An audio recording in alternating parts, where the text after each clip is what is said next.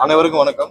இன்று மாற்றுத்திறனாளிகள் நலத்துறை சார்பாக ஒரு ஒருங்கிணைந்த மையம் மதுரையில் திறக்கப்பட்டுச்சு. இது மாதிரி ஒவ்வொரு ஏரியாலையும் ஒருங்கிணைந்த மையங்கள் மாற்றுத்திறனாளிகள் அவங்களுக்கு சப்போர்ட்டுக்காக அவங்களுக்கு திட்டங்கள் சம்பந்தப்பட்ட அவங்களுக்கு நிறைவேற்றுறதுக்கான பணிகள்ல அவங்க அவங்களுக்கு மாற்றுத்திறன் சம்பந்தப்பட்ட நலத்திட்டங்கள் சம்பந்தப்பட்ட விஷயங்களை அவங்க இங்க ஃபில் பண்ணி கொடுக்குறது. அது இதில் மாற்றுத்திறன் தேவையான முதல் கட்டமான அனைத்து பிசியோதெரப்பி உள்ளிட்ட மருத்துவ உதவிகள் உள்ளிட்டவை அணைந்த ஒரு ஒருங்கிணைந்த மையம் திறக்கப்பட்டிருக்கு. இது மாதிரி மாவட்டத்தில் ஒவ்வொரு பிளாக்லையும் திறக்கிறதுக்கான ஏற்பாடுகள் செய்யப்பட்டிருக்கு. ஏன்னா அவங்களுக்கு நிறைய சப்போர்ட் தேவை. அந்த சப்போர்ட்டுக்கு தேவையானது அவங்களுடைய நலத்திட்டங்கள் சார்பாகவும் நிறைய அவங்களுக்கு சப்போர்ட் தேவை. ஸோ அதுக்கான இந்த ஒருங்கிணைந்த மையம் திறக்கப்பட்டு வருகிறது. ஒவ்வொரு இடத்துலையும் இதே மாதிரி மற்ற பிளாக்லையும் ஒவ்வொரு சட்டமன்றத்திலையும் ஒவ்வொரு இடத்துலையும் திறந்து வச்சுருவாங்க. வேற ஏதாவது அரசு அதாவது 80% முடிச்சு. இன்னொரு 100-120 பொறுப்புகள் கிட்ட வேலிடேஷன் நடந்துட்டு இருக்கு. அந்தந்த மாவட்ட ஆட்சியர் வேலிடேஷன் பண்ணிட்டு இருக்காங்க. ஒரு சில தினங்களுக்குள்ள அதுவும் முடிவடைஞ்சிடும். ஏன்னா இப்போ போறதுல டெம்பரரி போஸ்டிங்ஸ் தான். பெர்மனன்ட் இன்னொரு 6 மாதம் கழிச்சு தான் நடக்கும். ஸோ இப்போ டெம்பரரியா ஒவ்வொரு இடத்துலையும் போஸ்டிங்ஸும் முடிவடைந்து விட்டது. அதிகபட்சம் ஒரு 100-120 கிட்ட முடிவடையாமல் இருக்குது. அது அங்கங்கே வேலிடேஷன் பண்ணி அந்தந்த மாவட்ட ஆட்சியர் வேலிடேட் பண்ணி பேக்ரவுண்ட் செக் எல்லாம் பண்ணி அவங்களுடைய ஃபார்மாலிட்டிஸை முடிச்சுட்டு அப்பாயின்மெண்ட் பண்ணிட்டே வராங்க. ஒப்பந்த பணியாளர்கள் மின் வாரியத்தில் ஒப்பந்த பணியாளர்கள் தொடர்ந்து போராட்டம் நடத்திட்டு வராங்க. நீங்க வந்தோன்னு இல்ல ஒப்பந்த பணியாளர் நிரந்தரத்தை பற்றி நம்ம உறுதி சொல்லவில்லை. ஏன்னா ஒப்பந்த பணியாளர் எவ்வளவு பேர் இருக்கான்ற கணக்கெடுப்பு இப்பதான் துவக்கிட்டு நான் 3 வாரமா அந்த கணக்கெடுப்பு நடத்திட்டு வரோம். இதுவரை எவ்வளவு பேர் இருக்காங்கன்ற கணக்கெடுப்பே நம்ம கிட்ட சேரல. ஏன்னா இப்ப எல்லா தெர்மல் பவர் பிளான்ட்ல இருக்காங்க ஒப்பந்த தொழிலாளர்கள். ஒவ்வொரு இடத்துல சப்ஸ்டேஷன்ஸ் இருக்காங்க. நிறைய இடத்துல ஒப்பந்த தொழிலாளர்கள் கணக்குல இல்லாம இருக்காங்க. ஸோ அவங்க எவ்வளவு பேர் இருக்கான்னு கணக்கெடுத்த பிறகுதான் நம்ம இதுல ஒரு முடிவுக்கு வர முடியும். இல்ல நம்ம டிஎன்பிஎஸ்சி வழியாக நம்ம எடுக்கிறோம். ஸோ உங்க பத்திரிகையாளர் உங்களுக்கு எல்லாருக்கும் நல்லா தெரியும். டிஎன்பிஎஸ்சி வழியா எடுக்கிறப்ப என்ன நடைமுறை, ஏன்னா ஏற்கனவே நிறைய ஜட்ஜ்மெண்ட்ஸ் இருக்கு எப்படி நம்ம எடுக்கணும்னு சொல்லிட்டு. ஸோ நம்ம அதையெல்லாம் இப்போ என்ன சட்டப்பூர்வமாக எப்படி வழிகாட்டுதல் இருக்கோ அதன்படி தான் பண்ண முடியும். நம்ம வேலை எடுக்கிறது டிஎன்பிஎஸ்சி வழியாக தான் எடுக்க போறோம். ஸோ டிஎன்பிஎஸ்சி வழியாக எப்படி வழிகாட்டுதல் இருக்கோ என்ன பண்ணுறோமோ அதான் பண்ண முடியும். ஒப்பந்த தொழிலாளர்களுக்கு எவ்வளவு பேர் இருக்காங்கன்ற கணக்கெடுப்பு எடுத்த பிறகுதான் நம்ம ஒரு முடிவு பண்ணுவோம். கணக்கெடுப்பு எடுக்கும்போது அவங்க இல்லை இந்த சப்ஸ்டேஷன்ல ஒப்பந்த பணியாளர்கள் இல்ல நம்ம கணக்கெடுப்பு நடந்த பிறகு நம்ம வெளியிடுவோம் எவ்வளவு பேர் இருக்காங்க. அதுல அப்ஜெக்ஷன்ஸ் ஆட் பண்ணிக்கலாம். இது ஒரு பெரிய ப்ராசஸ். என்கிட்ட நிறைய ஒப்பந்த தொழிலாளர் பேசினாங்க. அவங்க விடுபட்டு இருந்தால் அவங்களுக்கு எவ்வளவு பேர் கணக்கெடுத்து முடிச்ச வரைக்கும் நமக்கு டைம் கொடுக்க வேண்டியது. ஏன்னா அப்ஜெக்ஷன் பண்ணலாம், நம்ம வெளியிடுவோம், நம்மளுடைய அவங்க சிஸ்டம்ல கொண்டு வருவோம். எவ்வளவு பேர் இருக்காங்கன்னு தெரிஞ்சுக்க வேண்டிய கட்டாயம் இருக்கு. ஏன்னா எவ்வளவு பேர் இருக்காங்க தெரிஞ்சுக்கிட்டாதான் எவ்வளவு ஒப்பந்த தொழிலாளர் இருக்காங்க, அவங்களுக்கு என்ன சம்பளம் கொடுக்கப்படுது, அவங்க என்ன ஒப்பந்தத்துல என்ன மாதிரியான பணிகளை செஞ்சுட்டு இருக்காங்க, ஸ்கில்டா அன்ஸ்கில்டு லேபரா இருக்காங்களா என்னன்னு நம்ம தெரிஞ்சுக்கிறதுக்கான வாய்ப்புகள் இப்பதான் இருக்கு. அது தெரிஞ்சுக்கிற பண்ணிருக்கோம்.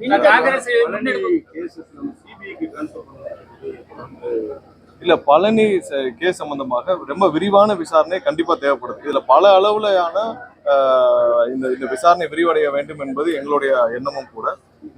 நிறைய பேருடைய தொடர்புகள் இதில் இருக்குன்றது எங்களுடைய கணிப்பாக இருக்குது.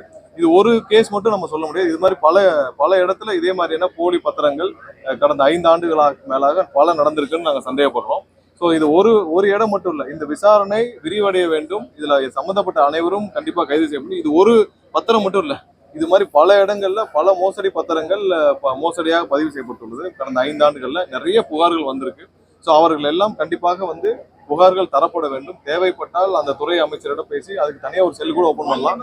ஏன்னா கண்டிப்பா நம்ம இது தனியா ஒரு கவனம் கொடுக்க வேண்டிய இடம். ஏன்னா நிறைய இடத்துல கோயில் நிலங்கள், அப்புறம் ஏரி, அப்புறம் குளங்கள், நீர்நிலைகள் நிறைய இடத்துல பத்திரம் முடிக்கப்பட்டுள்ளதாகவும், நிறைய இடத்துல இல்லீகல் ரெஜிஸ்ட்ரேஷன் பண்ணப்பட்டதாகவும் நிறைய புகார்கள் வந்துட்டு இருக்கு. அனைத்தும் துரிதமாக விசாரிக்கப்பட வேண்டும். ஏன்னா பத்திரப்பதிவு துறையில துரிதமாக விசாரிக்கப்பட்டு அந்த பத்திரங்கள்லாம் ஹோல்டு பண்ண வேண்டும். எங்கெங்கெல்லாம் போலி பத்திரங்கள், எதனால, யார் பண்ண, எப்படி பண்ணாங்க, ஏன்னா யாருடைய சம்பந்தம் இல்லாமல் இது நடந்திருக்காது. அந்தந்த பத்திரப்பதிவு இருக்கிற ரெஜிஸ்ட்ராரு, அப்புறம் அதுல யார் அங்க இருந்தாங்க, யார் மூலமா நடந்துச்சு, இது அப்ப இருந்த துறையில யாரு டிஸ்ட்ரிக்ட் லெவல்ல இருந்தா, இது அனைத்தும் நம்ம பார்க்க வேண்டியிருக்கு. நிறைய போலி பத்திரங்கள் இப்ப புகாராக வந்துட்டு இருக்கு கடந்த 5 ஆண்டுகள். இது ஒண்ணு மட்டும் இல்ல, நிறைய விசாரிக்கப்பட வேண்டிய கட்டாயம். ஆமா, இப்ப வந்தவொடனே இவ்வளவு பெரிய விசாரணை இதுக்கு முன்னாடி இந்த அரசு நடந்திருக்கா? இப்ப இந்த இடத்துல நம்ம டிஸ்ட்ரிக்ட் லெவல்ல சஸ்பெண்ட் பண்ணிருக்காங்க.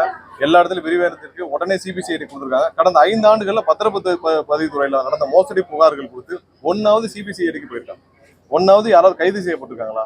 1வது எவ்வளவு பெரிய பிரச்சனை கிளப்பிருக்கா? ஆனா பல புகார்கள் இருக்கு. நம்ம எதெல்லாம் உடனடியாக அரசுடைய கவனத்திற்கு கொண்டு வரப்படுதோ எதெல்லாம் இதுல வந்து பாத்தீங்கன்னா அந்த ஹெச்ஆர்என்சில இருந்து பத்திரம் முடிக்க கூடாதுன்னு தொடர்ந்து அந்த ஜேசி வந்து புகார் அனுப்பிச்சுட்டே இருந்திருக்காரு. அதையும் மீறி ரெஜிஸ்டர் ஆஃபீஸ்ல முடிஞ்சிருக்காங்க. அதுல ஹெச்ஆர்என்சியை நிறைய பேர் ரிலேட் பண்ணி சொல்றாங்க. ஹெச்ஆர்என்சியில அவங்களுடைய வேலையை அவர் கரெக்டா வந்து அவங்க அப்ஜெக்ஷன் பண்ணிட்டே இருந்திருக்காங்க. இந்த பத்திரப்பதிவு வந்து பண்ணக்கூடாதுன்னு சொல்லி ஜேசி வந்து தொடர்ந்து வலியுறுத்திட்டே இருந்திருக்காரு. அதையும் மீறி பத்திரப்பதிவு நடந்திருக்கு. மிகவும் நுணுக்கமாக நடந்திருக்கு. நேற்று உயர்நீதிமன்றத்தில் சொன்னது முற்றிலும் ஏற்றுக்கொள்ள வேண்டிய விஷயம். மிகவும் நுணுக்கமாக நடந்திருக்கு. அங்க அதிகாரிகள் மட்டத்திலும் அதுக்கு மாவட்ட மட்டத்திலும் இன்னும் வேற எங்கெல்லாம் தொடர்பு இருக்கோ கண்டிப்பா விசாரிக்கப்பட வேண்டும். அந்த துறை அமைச்சர்களும் இது மாதிரியான எங்கெங்கெல்லாம் போலி பத்திரங்கள் நடந்திருக்கோ அந்தந்த துறை அமைச்சர்கள் கடந்த சில நாட்களாக இது எல்லாத்தையும் எடுத்துட்டு வராங்க. கண்டிப்பா வேற ஏதாவது பொதுமக்கள் கடந்த 5 ஆண்டுகளில் இது மாதிரியான போலி பத்திரங்கள், நீர்நிலைகள், புறம்போக்கு நிலங்கள், அப்புறம் அது கோயில் நிலங்கள் இது மாதிரியான வந்திருந்தால் கண்டிப்பா கவனத்துக்கு கொண்டு வாங்க. விரிவான விசாரணை நடத்தப்படும். நிறைய கேஸ் ஃபைல் பண்ணாம கடந்த 5 வருஷத்துல ஒரு நாள் சிபிசிஐடி போயிருக்காங்க. எதுவுமே இல்லை. கண்டிப்பா இல்ல இதெல்லாம் ஃப்ராட்லண்ட் கேஸ். இது வந்து முறைகேடு. இது வந்து கிரைம் அஃபென்ஸ். இது கண்டிப்பா வந்து கிரிமினல் அஃபென்ஸ், சிவில் டிஸ்பியூட் இல்லை. இது சொத்து பிரச்சனை இல்ல ஃபேமிலி டிஸ்பியூட்லாம் இது வந்து முற்றிலும் கிரிமினல் விசாரணை செய்யப்படிய வழக்கு. இது மாதிரி நிறைய இருக்கு. இப்ப நீங்க புறம்போக்கு நல்ல நீர்நிலைகளா அவங்களுடைய சம்பந்தம் இல்லாமல் நீங்க வந்து அரசுக்கு தெரியாமல் நீங்க பத்திரம் முடிக்கிறது முற்றிலும் குற்ற சம்பவம். அது கண்டிப்பா அது வந்து உங்க கூட்டணிக்குள்ள வந்து அன்புமணி ராமதாஸ் பாமக வருகிற பட்சத்துல உங்களுக்கு முன்னாலே ஆதரவு கொடுத்த திருமாவளவனுடைய நிலை என்னவா சார்? அந்த மாதிரி எதுவும் யாரும் அனௌன்ஸே பண்ணலையே. நீங்க மாதிரியான ஒரு பேச்சுவார்த்தையில் இருக்கு. அப்படி இருந்தா யாருக்கு ஆதரவு பேச்சுவார்த்தை இருக்குன்னு யாரும் இது வரைக்கும் வெளியிடப்படவில்லையா? அந்த மாதிரி எதுவும் சொல்லாத பட்சத்தில் ஏன் யூகத்தின் அடிப்படையில் நம்ம பதில் சொல்ல வேண்டும்? பதிவுத்துறையில இப்போ திமுக சொல்லப்படி இப்ப என்ன சொல்றாங்கன்னா, நாங்க இத்தனை 5 வருஷமா இந்த இடத்த பதிவு செய்ய முடியல, நாங்க பதிவு செய்ய விடாம தடுத்து வச்சிருந்தோம். பரந்தாமன் ஒரு வார்த்தை சொல்றாரு, பழனிக்கு போய் மொட்டை போடலாம். பத்திரப்பதிவு துறையில இப்ப நீங்க இந்த இது மட்டும் இல்ல, நாங்க தான் சொல்றோமே, இது மட்டும் இல்ல, கடந்த 5 ஆண்டுகள் இது மாதிரி பல மோசடி பத்திரங்கள் பதிவு செய்யப்பட்டது. பல பேர் வந்து இது மாதிரி இன்டர்நெட் எவ்வளவு பேர் சஸ்பென்ஷன்ல இருந்தவங்களும் மீண்டும் போய் அங்கங்க வந்து நிறைய பேர் வந்து சஸ்பென்ஷன்ல இருக்கவங்க திரும்பவும் பணியமர்த்தப்பட்டிருக்காங்க. அதிகப்படியான முறைகள் நடந்து பத்திரப்பதிவுல. நாங்கள் இப்போ ஓப்பனா சொல்றோம், பத்திரப்பதிவு துறையில கடந்த 5 ஆண்டுகள் இது மாதிரியான மோசடி பத்திரங்கள் இருந்தால் கொண்டு வாங்க. எதெல்லாம் வந்தால் புகாராக தெரிவிக்கும். கண்டிப்பாக விரிவான விசாரணை, கிரிமினல் விசாரணை செய்யப்படும். ஏன்னா நிறைய இடத்துல நடந்திருக்கு. இது எங்கேயுமே வந்து அரசு வந்து முழு அளவுல யாரையும் மன்னிக்கும் பட்சத்தில் கண்டிப்பா 100% நடவடிக்கை. வேற அரசியல் படுத்துறது அப்படின்றது ஆள் பிடிக்கிற வேலை இல்லை அப்படின்ற ஒரு வார்த்தை தெரிவிக்கிறாரு. அண்ணன் திருமாவளவன் சொன்னது வந்து கண்டிப்பா திமுக வருது. ஏன்னா திமுக செஞ்சு திமுக வரும். ஏன்னா ஆள் பிடிக்கிறது நான் சொன்னது இப்ப திமுக தான் வந்து எல்லா இடத்துலயும் எங்களுடைய எம்எல்ஏக்களே பர்ச்சேஸ் பண்ற வேலையில இறங்கியிருக்காங்க. ஒவ்வொரு இடத்துலயும் 40 கோடி 50 கோடி. நேற்று வரை நாங்க திரும்பவும் சொல்றோம், நேற்று வரை இந்த முயற்சி தொடர்ந்துட்டு தான் இருக்கு. திமுக சார்பாக திமுக சார்ந்த நபர்கள் நேற்று வரை இந்த முயற்சியை 40 கோடி 50 கோடின்னு விலை பேசும் வேலைகளை நேற்று வரை செய்து கொண்டுதான் இருக்காங்க. மீண்டும் ஒண்ணு சொல்றோம், நேற்று வரை பல கோடிகள் கைப்பற்றப்பட்டிருக்கு. இந்த முயற்சிகளில் ஈடுபட்ட நெட்வொர்க்ல இருந்து நேற்று வரை வந்து பல 2 கோடிக்கு மேல பிடிபட்டிருக்கு. நிறைய இடத்துல இது சம்பந்தப்பட்ட பணங்கள் எங்கெங்கெல்லாம் பதுக்கி வைத்திருந்தாலும் அனைத்து பணங்களும் ரொக்கமாக பிடிபட்டுள்ளது. 2 கோடிக்கும் மேல பிடிபட்டதாக எங்களுக்கும் தகவல் வந்துள்ளது. இன்னும் பல இடங்கள்ல இந்த மாதிரி எம்எல்ஏக்களே பர்ச்சேஸ் பண்ணதற்காக கொடுக்கப்பட்ட பணம் வந்து திமுக சார்பாக, அவங்களுடைய தலைமை சார்பாக, செந்தில் பாலாஜி சார்பாக கொடுக்கப்பட்ட பணம் ஆங்காங்கே பதுக்கி வைக்கப்பட்டிருக்கு. அந்த பணங்களை கைப்பற்றும் நடவடிக்கை எடுத்துட்டு வர்றோம். ஸோ நிறைய இடத்துல இது மாதிரியான பணங்கள் பதுக்கி வச்சிருக்காங்க. இப்பவும் சொல்றோம், இன்றளவிலும் அந்த முயற்சிகள் தொடர்ந்து கொண்டேதான் இருக்குது. திரு ஸ்டாலின் அவர்கள் கண்டிப்பாக இந்த முயற்சியை கைவிட வேண்டும். இல்ல என்னன்னா இல்ல அது தெளிவாதான் அங்கிருந்து வந்த கூட்டணியில் இருந்த கட்சிகள் சொல்லியிருக்காங்க. அதாவது கூட்டணியில் இருந்த கட்சிகள் என்ன சொல்லியிருக்காங்க, திரு எடப்பாடி அவர்களும் திரு ஸ்டாலின் அவர்களும் இல்ல அது முயற்சி தான் நடக்குது. அதோட அவங்களுடைய கண்டிஷன் என்ன, இது எம்எல்ஏக்களும் நீங்க பலம் பேசும்போது அவங்க கண்டிஷன் என்ன பண்றாங்க, சபாநாயகருக்கு எதிராக நாங்க வந்து நம்பிக்கை வாக்கெடுப்பு கொண்டு வரோம், அதற்கு எதிராக நீங்கள் வாக்களிக்க வேண்டும். அது வாக்களிச்சாலே அரசை டிஸ்மிஸ் பண்றோம், அரசுக்கு எதிராக பண்றது. ஸோ அதை தானே அவங்களுடைய முயற்சி. ஸோ அந்த முயற்சி தானே இப்போ அவங்க கொண்டு வருவதற்காக விலை பேசிட்டு இருக்காங்க. அவர்களுக்கு தேவை இன்னைக்கு வந்து சும்மாவா திரு அனிதா ராதாகிருஷ்ணன் சொல்றாரு, நாங்கள் வந்து எங்களுடைய திருச்சி சிவா வந்து எப்போ வேணாலும் மத்திய அமைச்சர் ஆவான்னு. எந்த நம்பிக்கையில சொல்றாரு மத்திய அமைச்சர் ஆவான்னு? மத்திய அமைச்சர் ஆவார்னா நீங்க பேச்சுவார்த்தை முடிஞ்ச பிறகுதான் மத்திய அமைச்சர் ஆவா. அப்ப இவர்களுக்கு என்ன உறுதி சொல்லப்பட்டது? இன்னைக்கு சும்மா வந்து ஒரு முன்னாள் அமைச்சர் திமுக சார்பாக இன்னைக்கு வந்து அவர் தான் இதுவரைக்கும் பேசாதவர் இன்னைக்கு பேசுறாருன்னா அவருக்கு என்ன கொடுக்கப்பட்ட அசைன்மெண்ட்? இன்னைக்கு வந்து அவர் என்ன சொல்ல வர்றாரு? எங்களுக்கு பின்னால் பிஜேபி இருக்கிறது, திமுகவுக்கு பின்னால் பிஜேபி இருக்கிறது, அதனால நாங்கள் வந்து அசைக்க முடியாத சக்தின்னு சொல்ல வர்றாரா? அதான சொல்ல வர்றாரு. நாங்கள் வந்து எப்ப வேணாலும் எங்களுடைய திருச்சி சிவா வந்து மத்திய அமைச்சர் ஆவான்றாரு. இது கவனிக்கப்பட வேண்டிய விஷயம், சாதாரண விஷயம் இல்ல. என்ன சொல்றாருன்னா, திமுக அலையன்ஸ் அதாவது தாவேக்காவை எதிர்த்து நின்று ஜெயிச்சவங்களை சேர்த்து ஆட்சி அமைக்கிறது சரி அப்படின்னா திமுக அதிமுக அலையன்ஸ் அதாவது காங்கிரசும் கம்யூனிஸ்டும் என்ன காரணத்தினால் வெளியே வந்தாங்க? இல்ல காங்கிரசும் கம்யூனிஸ்டும் என்ன காரணத்துக்காக இவர்கள் வந்து அதிமுகவுடனும் பிஜேபியுடனும் சேர்ந்து ஆட்சி அமைக்க முயற்சி செஞ்ச பிறகுதானே வெளியே வந்தாங்க. இன்னொன்னு, திமுக தனியா நின்றிருந்தால், இன்னைக்கு அவங்க சொல்றாங்கல்ல திமுக ஓடலாம் இல்ல, திமுக தனியா நின்றிருந்தால் 20 சீட்டு கூட வராது. திமுகவுடைய எப்பயுமே தனிப்பெரும்பாலும் அவங்க வந்து 18, 19, 20% காணதில்லை. கூட்டணி காங்கிரஸ் இருந்ததாலும் கம்யூனிஸ்ட் கட்சி இருந்தாலும் அண்ணன் திருமாவளவன் இருந்ததாலும் ஐஎம்எல் இருந்தனாலதான் அவங்களுக்கு இவ்வளவு பெரிய வெற்றி எப்பயுமே வந்து போன தடவை ஜெயிச்சது. 2006லயே திமுக ஆட்சி அமைத்தது காங்கிரஸ், அப்புறம் இந்த கூட்டணி எல்லாம் சேர்த்தா, பாமக எல்லாம் சேர்த்துதான். திமுக என்னைக்குமே தனியாக அவர்களால் 50 சீட்டோ 30 சீட்டோ வாங்க முடியாது. அவங்களோட தனிப்பெரும் எப்பயும் அவங்களோட நம்பர் அரித்மெட்டிக். இப்ப போன தடவை ஆட்சி அமைத்தது ஏன் 2011லயும் 2014 அவ்வளவு பெரிய படுதொலை அடைஞ்சாங்க? அவங்களுக்கு ஆட்சி அமைக்க முக்கிய காரணம் அண்ணன் திருமாவளவனும் காங்கிரசும் கம்யூனிஸ்டும் இருந்தனால காரணத்தினால் மட்டும்தான் திமுக வந்து 2021 ஆட்சி அமைக்க காரணமாக இருந்தது. ஸோ அவங்க இவ்வளவு தூரம் சீட்டு வாங்கினதான் காங்கிரஸ் தான். காங்கிரசும் கம்யூனிஸ்டும் அண்ணன் திருமாவும் இல்லை என்றால் அவங்க 20 சீட்டுகள் வாங்கியிருக்காங்க. அதான் உண்மை. ஸோ அது வந்து அந்த வெற்றிக்கு பிறகு அவங்க 50 சீட்டு 57 சீட்டு வாங்கினதுக்கு பிறகு அவங்க திரும்பவும் வந்து பாஜகவுடனும் அதிமுகவுடன் சேர்ந்து நினைச்சா யாரு கூட இருக்கும்? ஸோ அதனாலதான் வந்து வெளியே வர்றாங்க. ஸோ அதுல எந்த தவறும் இல்லையா? அவங்க வந்து கொள்கைக்கு எதிராக அவங்க போய் செய்யறதுக்கும் மக்கள் தீர்ப்புக்கு எதிராக செயல்படுறதுக்கும் விருப்பமெல்லாம் வெளியே வராங்க. திமுக இப்ப சொல்ற காரணம் ஏதாவது ஒரு ஏற்றுக்கிற மாதிரி இருக்கா? அவங்க போய் அதிமுகவுடன் பிஜேபி கூட சேர்ந்து ஆட்சி அமைச்சால் யாராவது ஏற்றுக்கொள்வாங்களா? ஸோ அதான் வந்து அவங்க வெளியேறாங்க. வேற எந்த காரணம்? பாஜகவை விமர்சிக்க வேண்டாம் அப்படின்னு சொல்லிட்டு தலைமையில இருந்து உத்தரவு போட்டிருக்கதா இல்ல, நானும் அந்த செய்தியை பார்த்தேன் இன்னைக்கு காலையில. ஏன்னா முன்னாடி எல்லாம் திரு ஸ்டாலின் அவர்கள் வந்து பாத்தீங்கன்னா சென்னையில இருக்கிறப்ப கட்சி அலுவலகம் அறிவாலயம் பக்கமும் போக மாட்டாரு. சென்னையில இருந்தா அறிவாலயம் பக்கமும் போறது இல்ல. அந்த செனட்டாப்லேன் அவர் தெருவுக்குள்ள எந்த கட்சிக்காரர்களையும் அனுமதிச்சு நாங்க பார்த்தது இல்லை. எப்ப பார்த்தாலும் அந்த தெரு முனையிலேயே வந்து போலீஸ் பேரிகார்டு போட்டு உள்ளே யாரும் அனுமதித்தில்லை. ஆனா இன்னைக்கு லண்டன்ல போய் கட்சி நடத்திட்டு இருக்காரு. லண்டன்ல இருந்து மாவட்ட செயலாளர் மீட்டிங் நடத்துற அளவுக்கு தான் அந்த கட்சி இருக்கு. அவங்க அங்கிருந்து கொடுத்த உத்தரவு இவ்வளவு அவசரமாக மாவட்ட செயலாளர் மீட்டிங்க லண்டன்ல இருந்து நடத்த வேண்டிய அவசியம் என்னன்னா அவங்க பாரதிய ஜனதா கட்சியோடு போவதற்கு தயாராக இருக்காங்க இண்டிகேஷன் தான் வருது. அது இல்லாமல் அங்கிருந்து வந்து யாரும் பாஜகவை விமர்சிக்க வேண்டாம் அப்படின்ற இண்டிகேஷன் கொடுத்துருக்காதான் இன்னைக்கு செய்தித்தாள்கள்ல பல வந்திருக்கு. இதைதான் அனிதா ராதாகிருஷ்ணன் சொல்லியிருக்காரு. அவங்க வந்து அங்க போறாங்க. இந்த மாதிரியான ஒரு சூழ்நிலையில் எப்படி அவர்களோடு இருந்த கூட்டணி கட்சியினர் பயணிப்பாங்கன்னு தான் நம்ம பார்க்கணும்.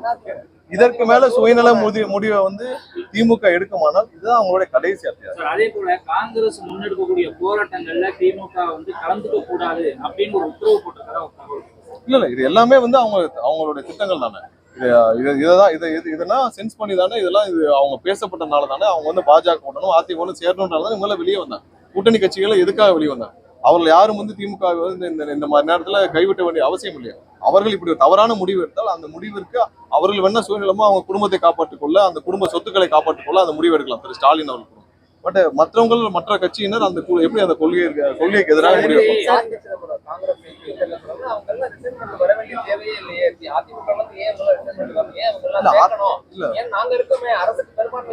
இல்ல அந்த ரெசிக்னேஷனுக்கும் இதுக்கும் சம்பந்தமே இல்லை. ரெசிக்னேஷன் இன்னைக்கு அதிமுக தலைமை எப்படி இருக்குன்னு உங்களுக்கு எல்லாம் தெரியும். அதிமுக தலைமை யாரோட கனெக்டாரா இருக்கு தெரியல. அதிமுக தலைமை என்ன செஞ்சிட்டு இருக்கு தெரியல. அதிமுக தலைமை திரு எடப்பாடி அவர்கள் என்ன செஞ்சிட்டு இருக்காரு யாருக்குமே தெரியல. அதிமுக தலைமையை நம்பி யாரு பயணிப்பா? ஒண்ணு இல்லை, இங்க இருக்கிற நீங்க ஒரு 20 பத்திரிகையாளர் இருக்கீங்க. நீங்க எல்லாம் இவ்வளவு நாள் வந்து பத்திரிகை துறையில நீங்க நிறைய டிராவல் பண்ணிருப்பீங்க. இன்னைக்கு யாராவது ஒருத்தர் உங்ககிட்ட வந்து எந்த கட்சியில் அதிமுக போய் சேரலாம்னா யாராவது ஒருத்தர் கைட் பண்ணுவீங்களா? போய் அதிமுக சேருவீங்க முடிச்சுக்கிறேன். அதிமுக போய் சேருவேன்னு கைட் பண்ணுவீங்களா? ஏன்னா அந்த நிலைமையில அந்த கட்சி இருக்கு.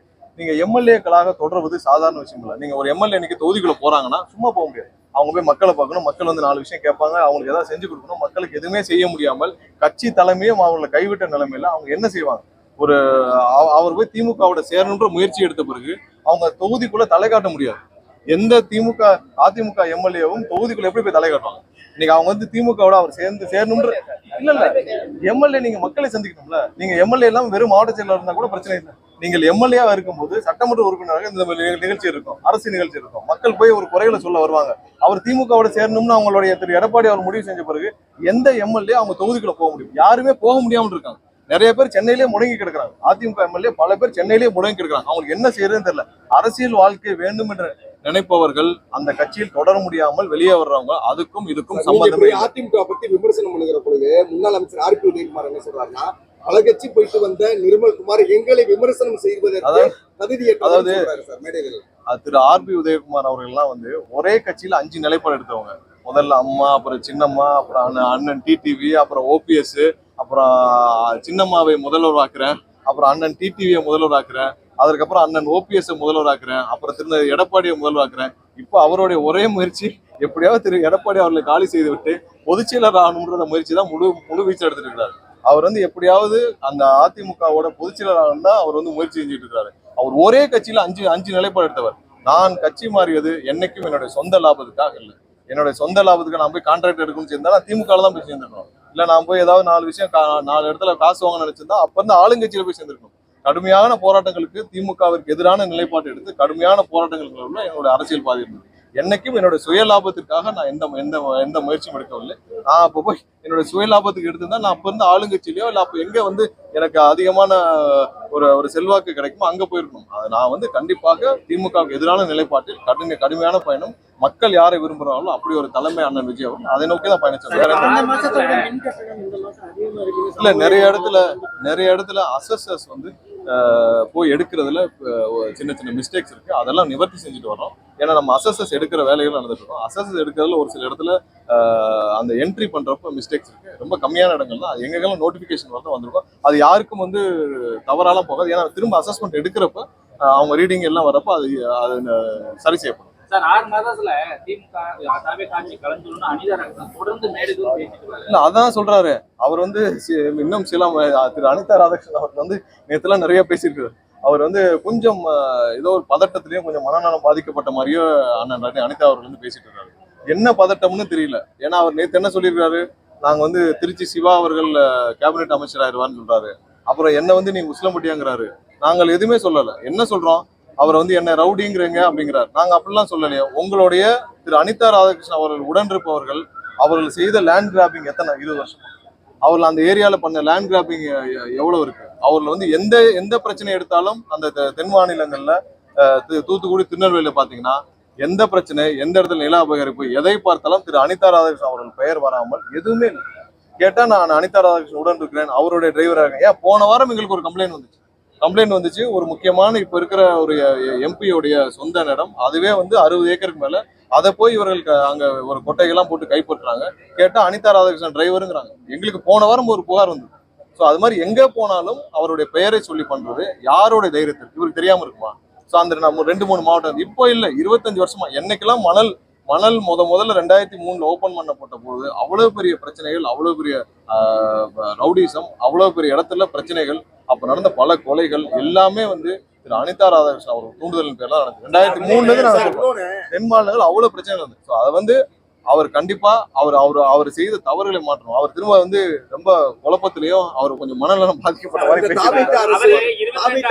போராட்டம் அறிவிச்சிருக்கிறார் சார். திருச்செந்தூர் கோவில்ல அந்த கிரீகள் போட்டு பக்தர்களுக்கு இடைஞ்சல் ஏற்படுத்தினாங்க. ஆனா அது வந்து கடந்த 5 ஆண்டுகள போடப்பட்டாங்க.